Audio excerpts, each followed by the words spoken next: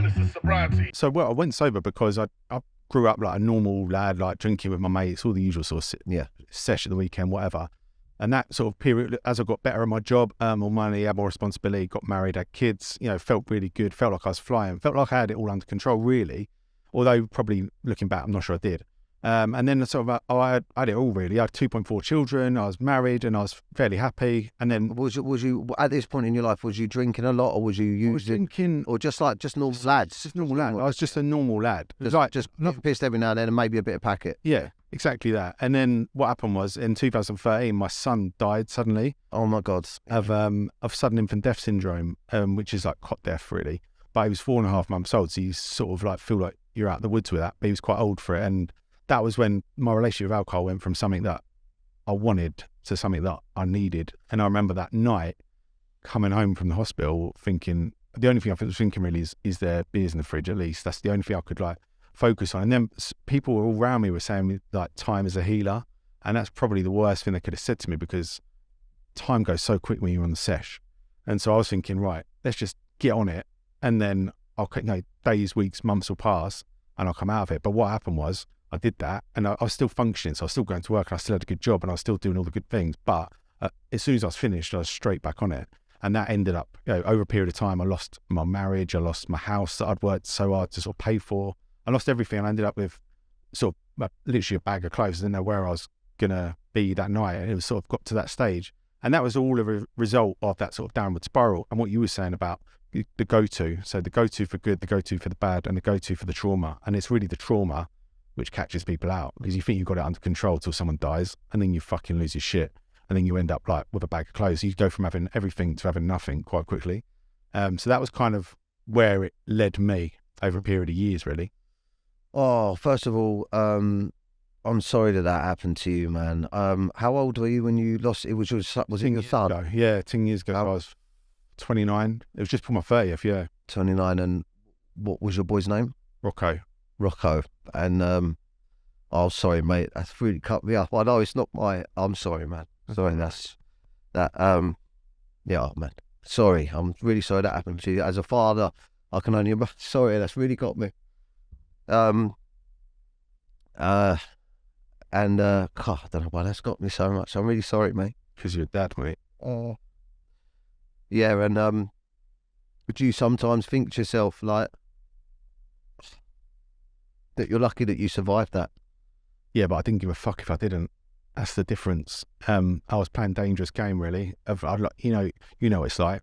Exactly that's why you're upset because you got kids. Yeah. Something happens to your girls. Yeah, God forbid. You don't know what it's going to do to you. Yeah. I was on a spiral, mate. I was out of control, and I was like, do you know what? If I do this, who cares if I don't wake up? Who cares if I don't wake up? Literally, I don't care. And it's a dangerous game to be playing, but yeah. I think, sorry, man, that just really got me, that did, because I can just imagine myself being you at that time and coming out of the hospital and just think, like, the only thing I can relate to it, and I can't really because it's nowhere near the same, but when I lost my father, it was just that just weeks and weeks and months of just, I don't know, not even being there. Do you know what I mean? And I was drinking and using heavy after my father passed away because I can remember just thinking to myself, well, fuck you then, to the light. Yeah. Like, fuck you. If you're going to do this to me, then fuck you. And I think you got such an important message. Like, one thing that I'll definitely take away from what you said out of all of that was, it's all well and good drinking and doing drugs. Like, a lot of these lads out there are drinking and doing these drugs to cope, but you don't know what's around the corner that could tip you right over the fucking edge. And Kirk, on the first podcast I'd done, said the same thing, that once he found his father, the first thing he done was call his dealer. And so just talk to me about how much did that, sorry, that's still got that lump in the throat, man.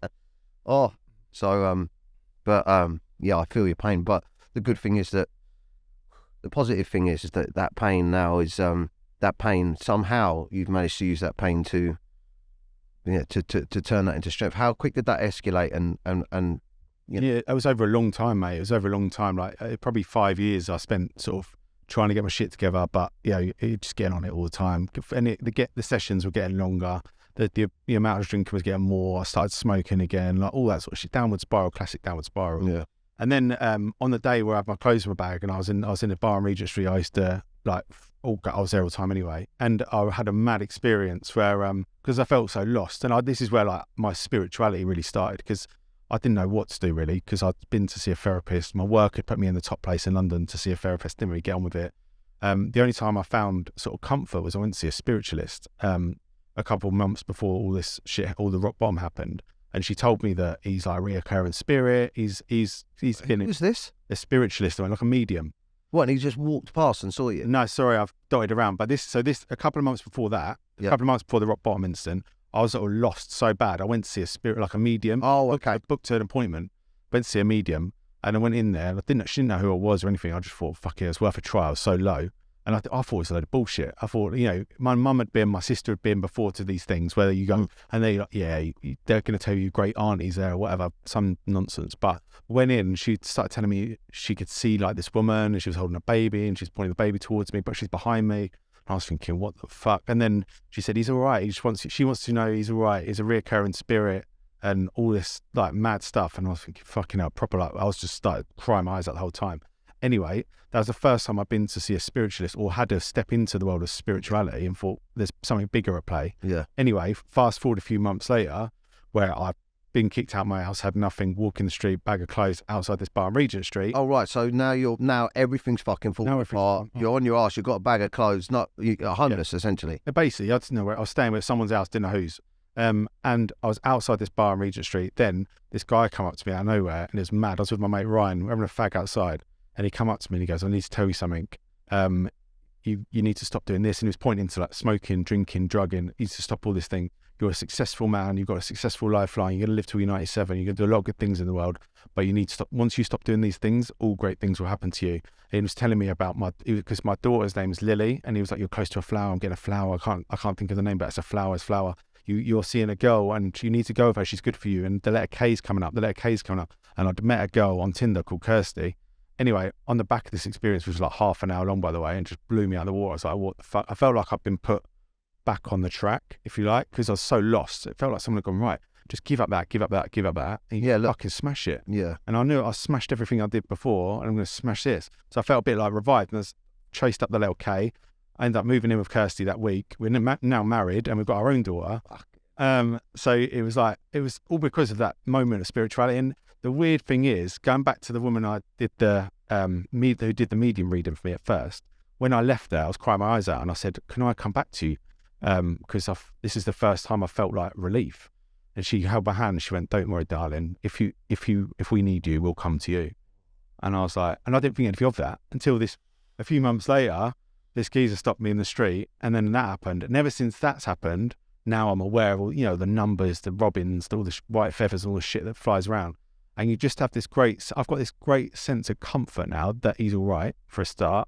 And also I've got this fire inside me, this fucking almost anger, but like motivation to go and live that life, to be successful, to be 97, to be a good dad, to be a good person and to give back. And so I've managed to channel that trauma into something positive, because really that's the only choice I had.